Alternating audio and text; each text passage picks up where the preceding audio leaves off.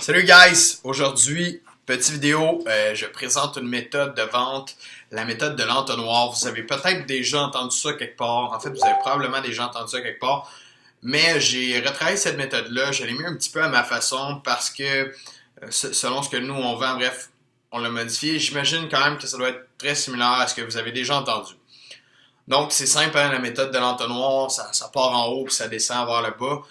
Parce que, bref, au début, il y a un processus de vente qui commence, finalement, ça bouille, et on s'en va vers le closing, vers le oui ou vers le non, selon si vous avez bien fait votre travail durant l'entonnoir.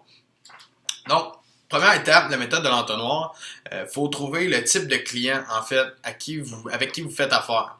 Donc, si vous connaissez déjà bien vos quatre types de clients, il y a le client directif, le client analytique, le client expressif et le client aimable.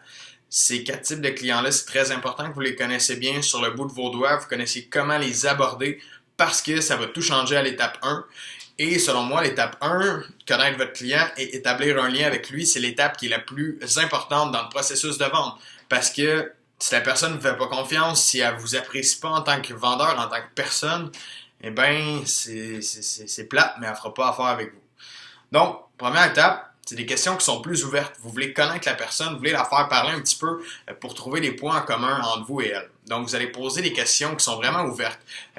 Qu'est-ce que vous faites dans la vie? De quel coin vous venez? Pourquoi vous avez déménagé ici? Ce sont tous des questions qui sont pertinentes parce que ça fait parler la personne et ça vous aide à mieux la connaître. Donc, une fois que cette étape-là est faite, d'ailleurs, je vous suggère de vous mettre déjà des questions ouvertes préfaites, que vous connaissez par cœur lorsque vous faites, lorsque vous travaillez en vente. Donc, première étape, là, mettez-vous des questions ouvertes, prenez ça en note, ça va vous aider. Deuxième étape, trouvez les besoins de la personne. Vous êtes arrivé chez eux, c'est sûr que vous êtes là pour une raison. Selon le produit ou selon le service que vous offrez, vous avez plusieurs produits ou vous avez plusieurs services, c'est sûr. Là. Vous n'avez pas juste un seul service qui est au même prix tout le temps, bien stable, parce que vous n'auriez pas eu à vous déplacer pour faire une estimation ou pour faire une vente comme ça chez la personne. Donc, il faut trouver le besoin. Il faut trouver qu'est-ce qu'elle a besoin exactement de votre produit ou de votre service.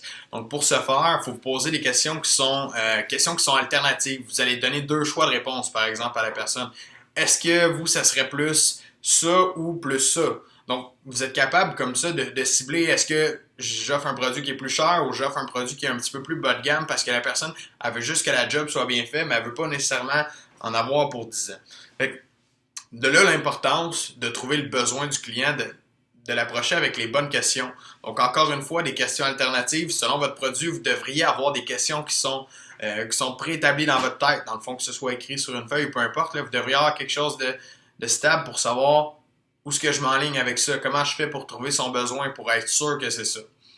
Donc, une fois que l'étape 2 est faite, vous allez à l'étape 3. L'étape 3 qui est la proposition du produit. Là, vous connaissez bien votre client, vous savez qu'est-ce qu'il veut exactement, votre client. Donc, c'est le moment d'aller proposer ce que vous avez comme offre, dans le fond.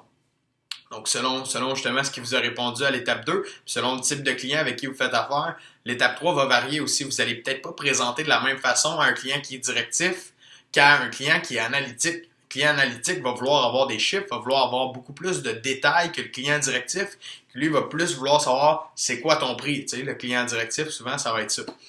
Donc, une fois que vous avez proposé le produit de la bonne façon au bon type de client, vous allez faire un silence.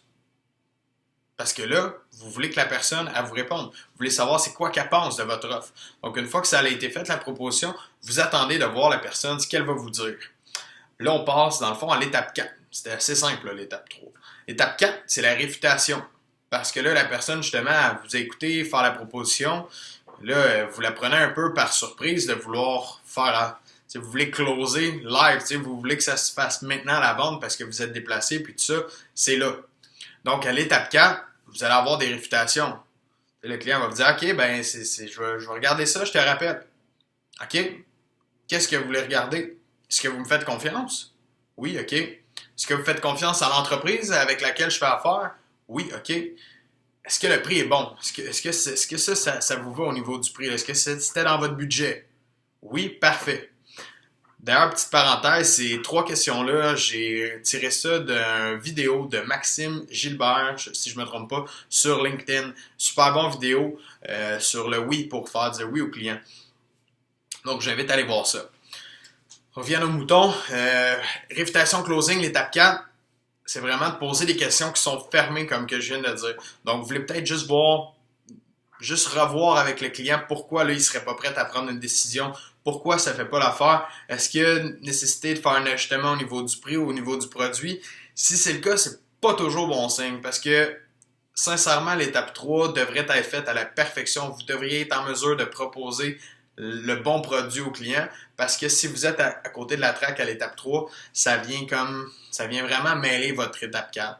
Donc, de là l'importance de bien faire les étapes une à une. Donc, ça fait pas mal de tour pour ce qui est de la méthode de l'entonnoir. Je vais aussi écrire un article, si ce n'est pas déjà fait au moment que vous le voyez.